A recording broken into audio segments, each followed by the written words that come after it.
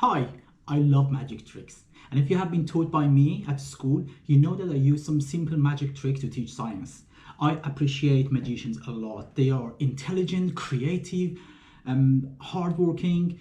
Sometimes they have to plan for the whole year or years for like a few seconds of magic tricks. So it's very smart and I love it. So today I'm going to teach you some of my famous magic tricks that I do in the classroom. I won't reveal all of them, some of them. Usually in the classroom I do have assistant students, which is perfect. It would help a lot with distracting the students, but today is by myself. My aim is not to surprise you. My aim is to teach you how to do these tricks at home. They are very simple, by the way. Okay, first one is my famous magic tricks is the coins, which I use them to teach the term conservation of energy, momentum, mass, anything that we have in science. So here we have 4 coins. I put 2 of them in my hand and 2 of them on top of my fingers like this here. So, and then if I turn my hand upside down without holding these coins with my fingers, they would fall, okay? So therefore, to stop them from falling, or as I say in the classroom, to have them in a closed system, I put this back again here on the finger and I take them inside my hand. Now I'm going to transfer energy from my hand, one hand to the other one. So 3, 2, 1, and the energy is transferred. So obviously in the classroom I make it like a show and exaggerate more. And now here we have one energy transfer from this hand to the other one. We have 1 coin here and we have 3 coins here. So how this works is very simple. It just requires a little bit of practice. All you have to do is first you have these 2 coins in the hand, the one at the top. While you're distracting others and explaining some science behind the whole thing, and you ask a student why they fall, they say gravity, all this stuff. As soon as you see they are a bit engaged and distracted, all you have to do is turn your hand upside down. But before that, you make sure you take this one in and you drop these 2 coins and quickly close your finger. So I do the slow motion first. So I do take this in and I do drop those. Now I have nothing here and I have 2 already in here. So when I put these 2 back here, it will be 1 here and 3 here. So very quickly again, do it very quick. Use a smaller coins. It's too big. Okay, so all you do here, you talk and you quickly drop them. And that's how it works. The second one is when I teach lights, is about translucent, transparent and opaque objects. So for example, this plastic lid here, this is translucent. And then we have transparent like a glass jar here, and opaque like this cloth here. So what we do here is I do have a coin here and I have a glass jar, so I cover this one and I place this on top of the coin.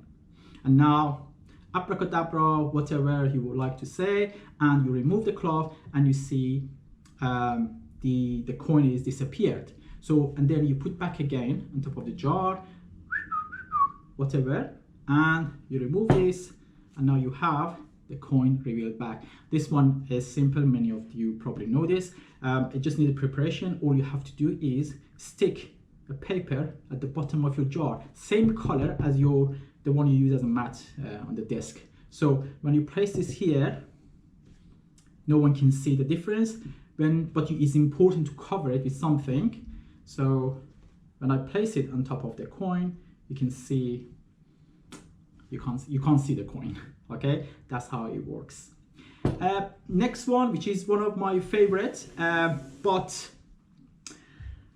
the thing is you need a box of matches and again a little bit preparation before. The only problem that I have now here is that I needed a smaller matchbox.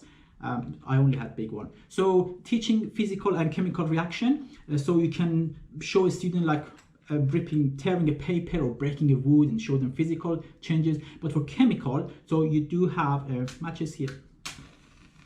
You light the matches and ask the student what is happening here, chemical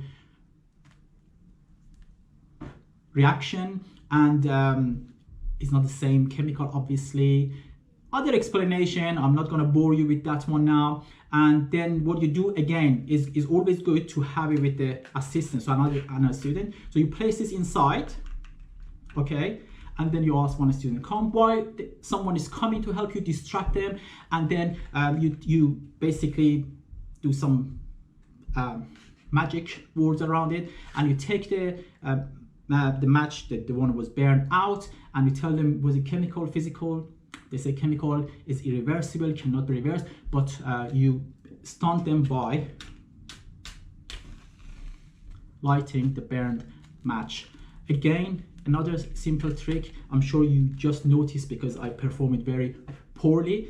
I do better in the classroom. So all you have to do is, so that's the first one that burned. So all you have to do is beforehand take one of these ones out, and with the black marker you paint the tip of your match like this. So you paint the tip of it, it looks like it's been used and burned while it's not, and then you place this inside.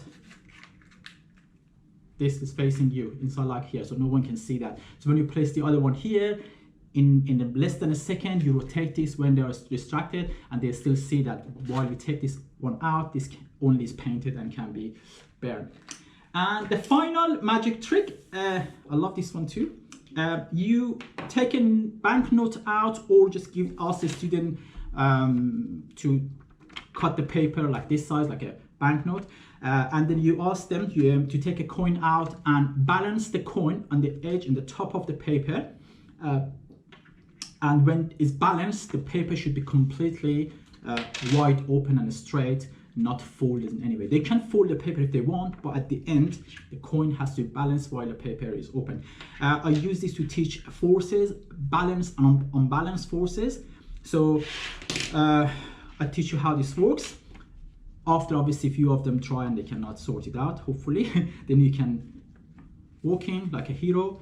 You fold the paper first halfway. You have to make sure you do it evenly. You place it on the table, place the coin on top, and just use this one. Doesn't matter. This one is more visible. You place it first there, and then you say "da-da," and then they're gonna say, well, it's not widely open. And now that's the important. You have to practice this one. I might even fail myself. Without lifting the paper off the desk, gently pull the both sides and open the paper.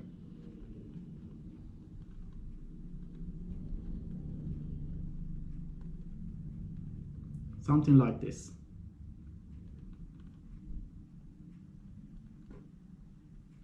Okay? So the coin is balanced on the top.